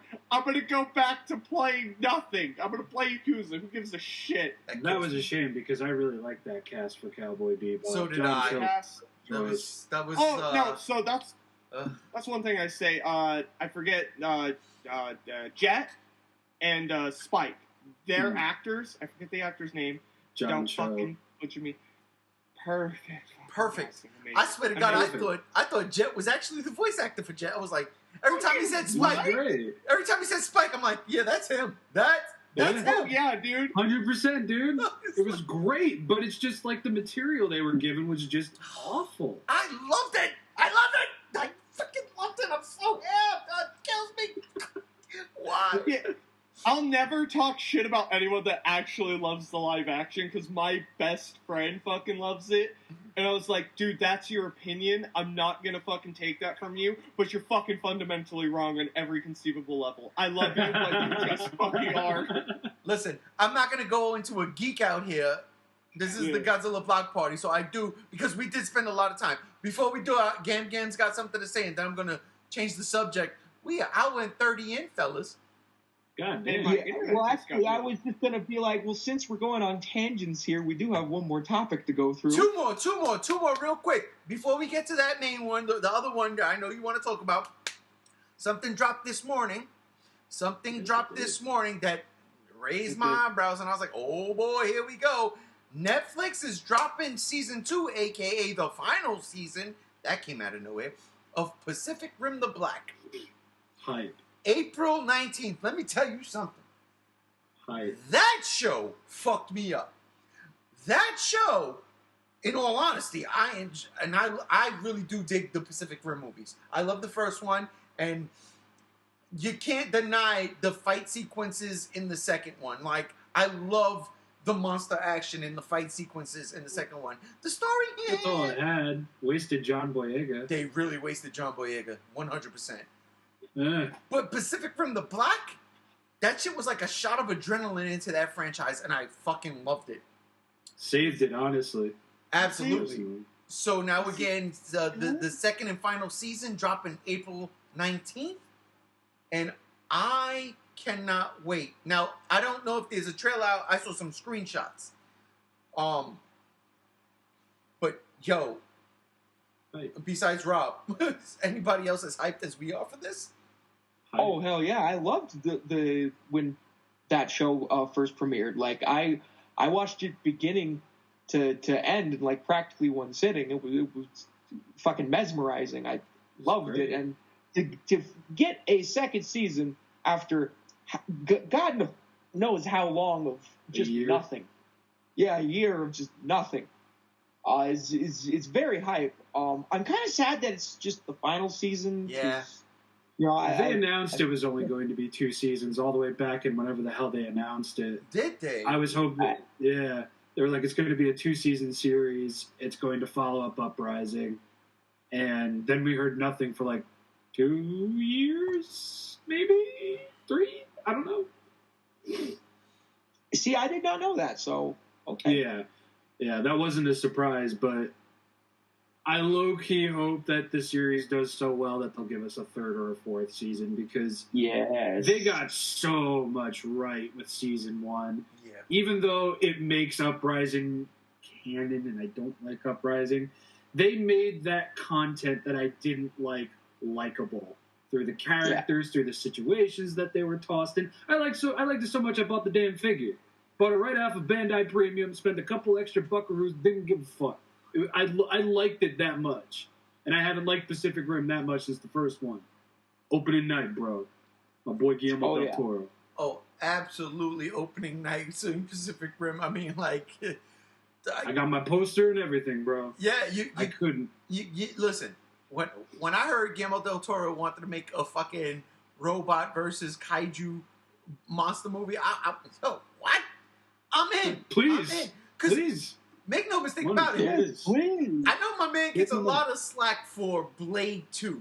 I love Blade 2. Blade 2 is my favorite Blade movie. It's my favorite Blade movie too. It's like, no, that's the best one. the best one hands down. And I know they do the because he was like, I'll never forget his interview. Hey, any of y'all ever seen Japanese anime? And I'm like, me, I have, sir. And like, the general population don't know what the fuck that is. It's a cartoon. And he did it. Like, like, it's so goofy at the end. You see Blade doing like 17 fucking razor kicks. Yeah. But I'm okay with all of that. I love that movie. So when he was like, yeah, I'm gonna make a video game based on Rock'em Sock'em robots, but with monsters and robots, sign me up. Yep. Yeah. And yeah, I mean, and to this day, I will always say that man needs to direct at least one MonsterVerse movie. Because definitely. He deserves it. The way he pays attention to monsters, the way he pays attention to people and the situations, they feel universal in their movies. They don't feel like you're cutting from one thing to another. Everything just feels whole. And I feel like the MonsterVerse needs that. Man, wow, yeah, you know what? Plus, I just love Guillermo del Toro, and his Pinocchio movie is going to be fucking flames. Now that one I can't wait for. I can't even lie. I've been waiting for that shit since my freshman year of high school, dude. Jesus Christ, what are you, 55 now? No, just kidding. Nah. A lot, yeah. I'll be no goddamn man, son of a bitch! Shut the fuck up! Let me I've been waiting for this movie since I was a young whippersnapper. Grandpa, go! Freshman year of high school. You son of a bitch! I'm gonna tell you a story. The very first VHS movie. What? VHS? What? You don't know what a VHS is? It's a cassette tape about the size of your fucking foot, and you put it in this box. It's called the VCR. Don't ask me what that means, but it's what it was. The very first movie I seen on the VCR was a Pinocchio. It was the Disney with the Jiminy Cricket and the fucking whale and the Figaro cat. I seen it, but you know what the second movie was? A Terror of Mechagodzilla. I never seen that movie. I said, holy shit, there's a fucking robot Godzilla. What the fuck? And then my mom, she ran in her room with a fucking broomstick and she beat the fuck out of me for saying what I said because I was not allowed to curse. But I cursed because holy shit, there's a fucking robot Godzilla! Go home, Grandpa, you're drunk. Oscar. Thank you. Grandpa, ladies and gentlemen, I love him. And the Oscar for the best villain in the Batman goes to G1. Oh, son of a bitch. It's because I'm wearing my Joker shirt You pull today. off a good Heisenberg. It's the hat. But no, I had no idea Pinocchio was coming. I'm ready for that. But way off topic, tangent there.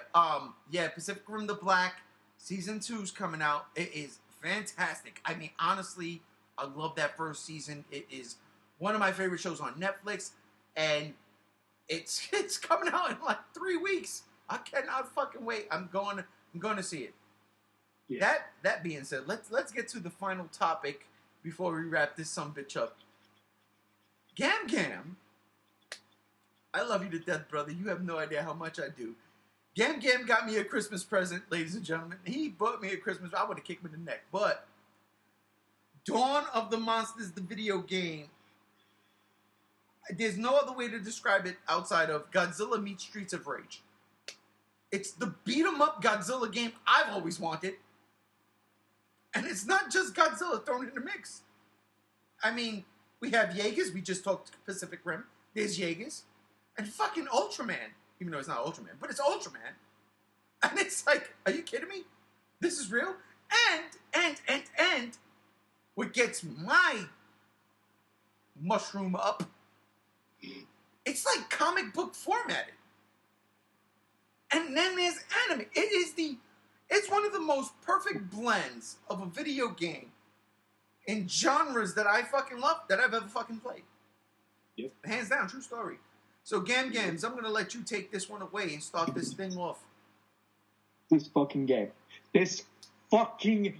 I have never geeked out over a fucking video game more than I have this fucking thing. These people who made this game, you beautiful motherfuckers over in Toronto, Canada, you are fucking nerds. You are fucking weebs. And I love you for it. The amount of references to shit like Evangelion, like fucking Gundam, fucking The Guyver. It's insane. It's insane. Godzilla 1998. Love their tokusatsu. These people love their giant mecha. These people love their fucking kaiju. And I haven't felt this level of passion in a kaiju video game since War of the Monsters for PS2. Oof. Quite honestly. It's been a while. Because that was my previous favorite giant monster game until this game came out. And the controls, the speed, the weight of the fucking characters feels so on point. It's literally, it's not too slow, it's not too fast, and all the characters are balanced in a way like the Ultraman guy, Aegis Prime. He's the fastest, and it makes sense because he's the slimmest, he's the skinniest. And then you got Megadon, the Godzilla kaiju, and he's sufficiently slower, but not so much so that he's unusable. In fact, he's more than usable. He's downright my favorite one to use.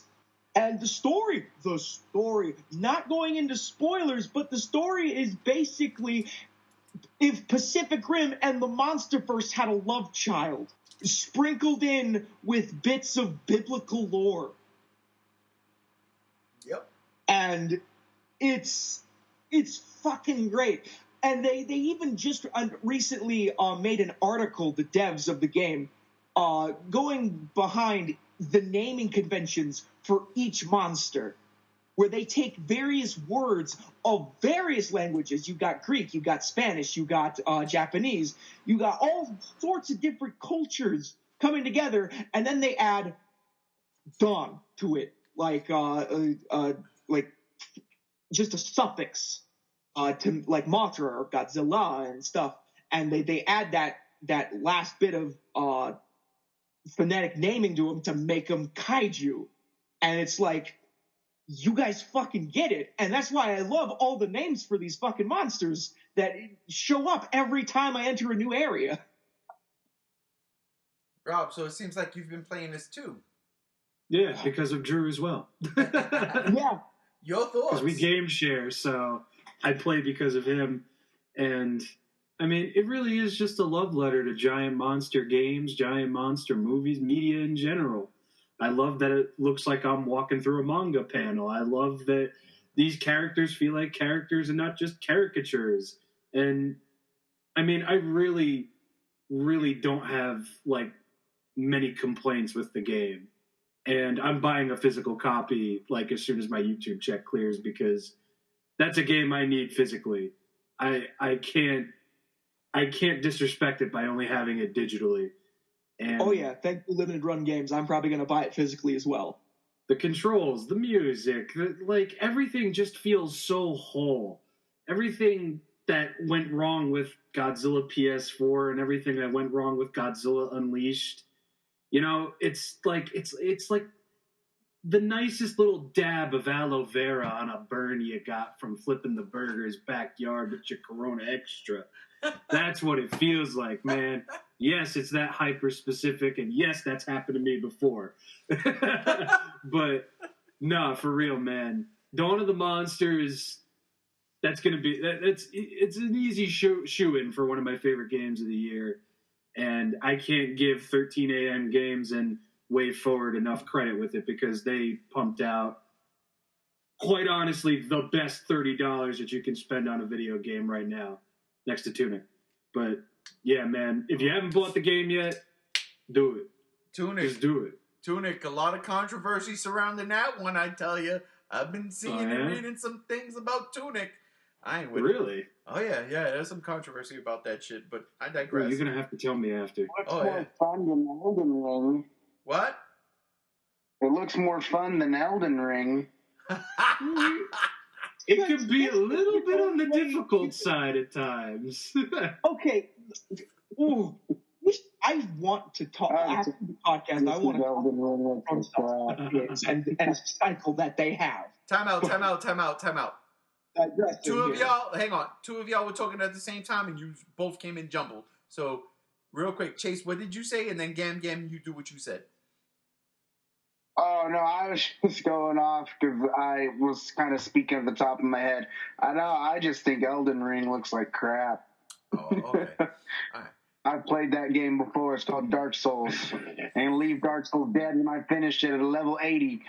Stop it there. That's it. Mate, you guys talk as if Dark Souls was the first Souls game. There was one out on the PlayStation 1. What? Yeah, Demon Souls, right? That was PS3. They had one, I forget what it's called, look it up, but yeah, they did it. It was in the same vein as, like, Elder Scrolls 2 Daggerfall. But it was for the PlayStation 1. It was all 2D sprites and shit. They've been doing this shit for a long fucking time. The same game over and over again, that is. Give me my first-person shooters and give me my side-scrolling beat-em-ups like Dawn of the Give me Monsters. my God of War Ragnarok. So, I got a question. Since you guys Go ahead. give me shit for not buying this Dawn of Monsters, whatever it's called, is Gigabash any good? It's not released yet. Gigabash is not out yet. Okay. But I am also very hyped. Like, this is the first game to come out of 3 games that are coming out that are original kaiju properties. and Dawn of the Monsters came out absolutely swinging. Giga Bash is going to be another one that I really, really hope is as impressive as it looks. Every other hour, like, Garumu Island is like, you have to get Giga Bash when it's out. I'm like, bruh, shut, like, I'm not gonna get it now. Like, every fucking 20 minutes you're making a post on how it's the greatest shit ever. I'm not gonna buy it. Like, you're harassing. I love how, like, you were telling me to get Dawn of Rick James, or whatever the game's called. Because I got a Series X recently. And I'm like, bro, I'm broke. I got a fucking Series X recently. I have fucking 3 games for it and bought Spider-Man figures. I have no money. But if I was to get it, what platform are you guys playing on? Xbox. Series Okay, X. so I could just play with you fuckers on Series X. Yes. Well, So unfortunately, there is no online multiplayer Yeah, it's feature all for couch Dawn of the co-op. Monsters. It's only couch co-op. What? Yeah, What?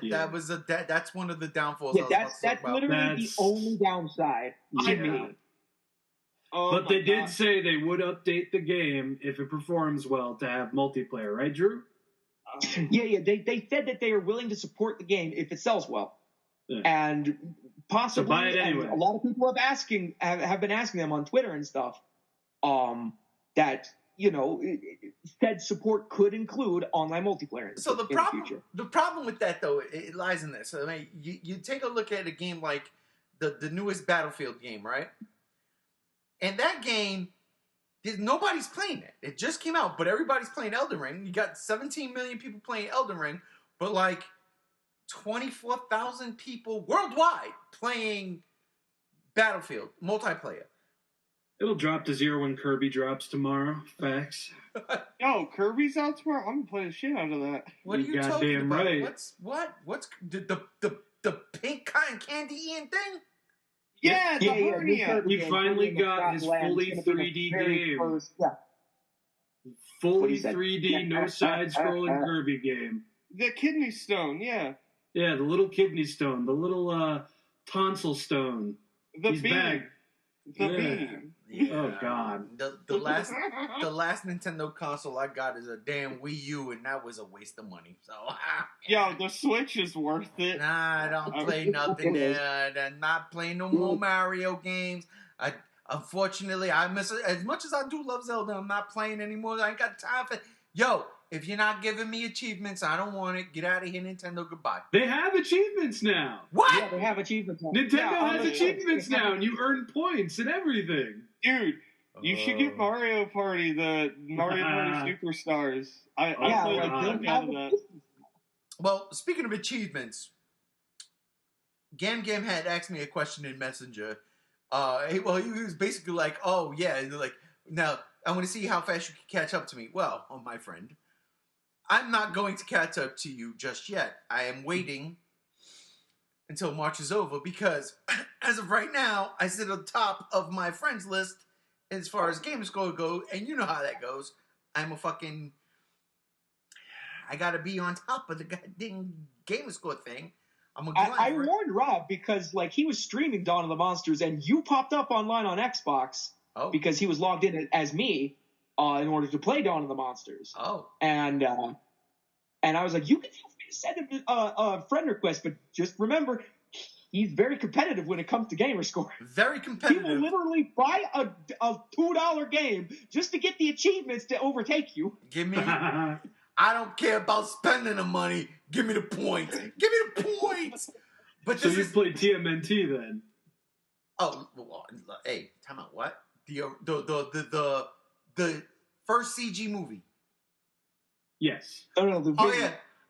I played that shit in 2012. No, about 2012. Yeah, I did that. And then Achievement Farm, isn't it? Listen, this is what I used to do. Oh my God, I'm blowing it up.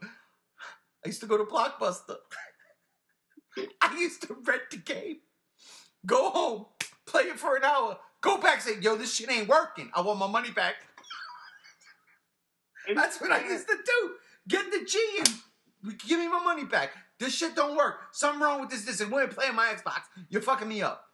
That's what I used to do. I did that with Avatar. I did that with TMNT. I actually own Kong. But yeah, I digress. Yeah, I'm going to cut this part out of the podcast. Why? Blockbuster's out of business. Yeah, they can't hurt you. They deader than a doornail, bro. You good? No. So that's what happened, Gam Gam.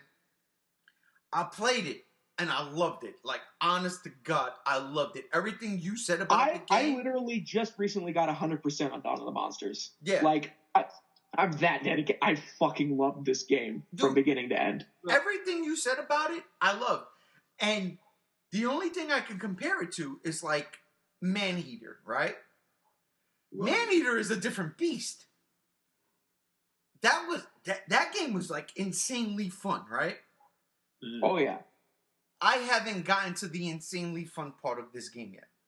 All I know is that Aegis Prime, because right now I'm going through this Ultraman phase, best thing to happen to video games. Right now. So No. I had to stop because I looked at my achievements on that particular game and I was like, oh, I still got about 700 achievements to nail. Let me not play this right now. Let me save that for the beginning of April. Bang that shit out. Bang some other shit out. Get enough achievement score that when I get to spring break, I can play Horizon Zero Dawn 2. I can just leave the Xbox alone and go to the PlayStation and play Horizon Zero Dawn 2. So yeah, that's what I'm doing. So yes, no, answer your question, I am not catching up to you anytime soon. I've got about 7 more days to do that. Yeah, it's the 24th. So, real quick, I want to show you guys. That's the super rare variant of issue 1 of Godzilla vs. the Power Rangers. Yeah, because that came out today. Oh yeah, that came out actually yesterday. I just got it today. But yeah, I've got all 3 of them. Sorry to completely interrupt. So let me ask you, is that digital? No, You I bought the have hard them physical. She just took pictures because I live in Nampa. The comic store's in Boise. The wifey lives in Boise, so she just went and picked them up from my friend's box because I'm a cheap ass. That kills me because, oh my god, as a comic book collector. Oh fuck! I'm framing these. And Rob, I mean, like, you live in the tri-state area, so at any given Sunday, you can just jump on the PATH train, go to the city, and hit up Midtown Comics. Oh, yeah. Bro. Easy. I, every Wednesday, lived in Midtown Comics. And It's the place to be. we got paid on Wednesdays. So I would welcome that shit on a payday like nothing stopping me. My wife hated the shit. She really fucking did. Man, I'd buy like 50 comic books on a Wednesday. And after every $100 spent, you get $20 off. Oh my God. And it was every variant cover to an issue number 1. It was ridiculous. Mm-hmm. Transformers, I'm a huge Transformers fan. Transformers IDW got the license. I can't believe they lost it or they let it go. It saddens me, but I digress. When Transformers first came out, 17 different variant covers. $2.50 a pop. And, oh, give it all to me, give it all to me. And I'm already near, I'm halfway to my 100. It was crazy. So seeing that, JR, and knowing that there's no comic shop around my immediate vicinity. Wait, what the fuck? You're fucking with me, right? Nope.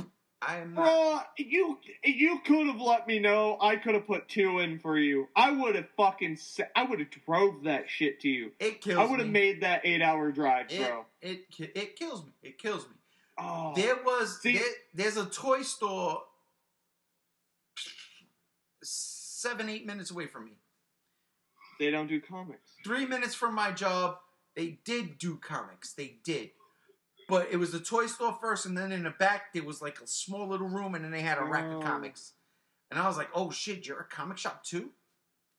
And then that closed down because, again, the smog monster he decided to fly around for 2 fucking years and destroy everything. Man. That was something I wanted to hold physically in my hand. Yeah. I don't even like the Power Rangers. But come on, man. That is a crossover. Yeah. Well, and do you guys give a fuck about spoilers? If you watch the trailer for it on Twitter, the people from Planet X are in it, from Invasion of Astro Monster. Oh, damn. They're in the fucking comic book series with Rita. Like, there's this whole thing that's apparently gonna have 5-issue miniseries. It's got fucking Invasion of Astro Monster is my second favorite Godzilla movie of all time. The characters in there are in this fucking comic series. Get the fuck out of here.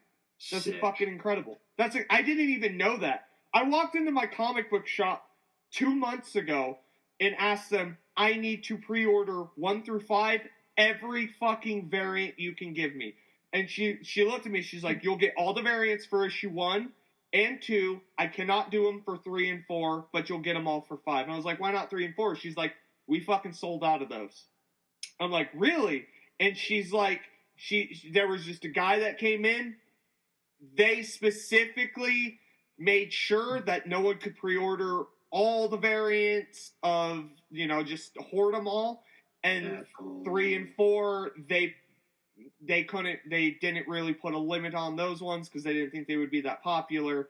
But issue 1, they did 2 and 5. So I've got all the variants for those locked down. I think there's like 3 to 4 different covers. They're $4.99 a pop. I had to. I'm not a big comic book guy. I'm not. That's some scum shit, though. It is. It is. Fuck those guys. If you're listening to this podcast, yeah, go fuck yourself. Go fuck yourself. Eat a dick. Yeah. So I'll get them in the aftermarket if I can. If not, whatever. Either way, I'm going to frame these and buy the fucking trade in October and read the trade. I won't open these. To me, these are like a collector's item because it's such like... I've never been a big fan of the Mighty Morphin Power Rangers, but they've been in my life. You know what I mean? The wifey, huge fan. We get an argument. She's like, Godzilla's gonna get his ass kicked. I'm like, how?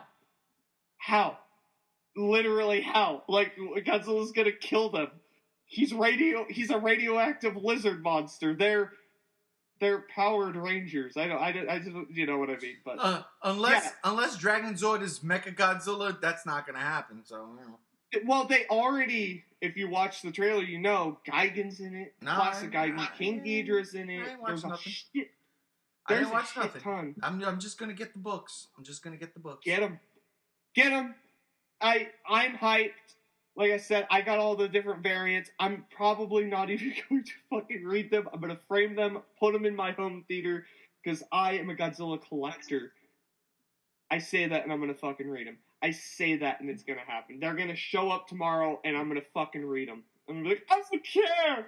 Because I told myself I wasn't going to open my McFarlane Batman figures or my Spider-Man classic release Marvel Legends Spider-Man figures. And then 10 minutes later, I opened them. Said that about my NECA Ash from the original Evil Dead. I opened them. I'm terrible. I'm terrible at this preserving shit. We're also terrible at keeping time. Because, ladies and gentlemen, we have gone way over time. This isn't even a freaking after party. But we're going to call it here. So, I want to thank everybody joining me today. Starting with you, Brother Chase. Thank you so much. And I'm sorry for giving you grief about the news of Godzilla vs. Kong 2. A.K.A. Skull Island 2. It's alright. I had a blast talking about this with all you guys. It's been fun. Gam Z1, man, thank you for joining us. And, of course, thank you once again, you son of a bitch. Dawn of the Monsters. It is that game. I just ain't going to finish it until April 1st. Oh, yeah. That's quite alright, and you're welcome. And, when the other game that's not going to be PlayStation exclusive, Terror of Hemosaurus, comes out, I'm probably going to buy that for you too. Good Lord have mercy. JR, thank you for everything, your ramblings, and you put some bangers out here today, brother. Thank you. Hey, man. Terrible internet in the middle of a podcast and alcohol. Makes for a great show. I agree.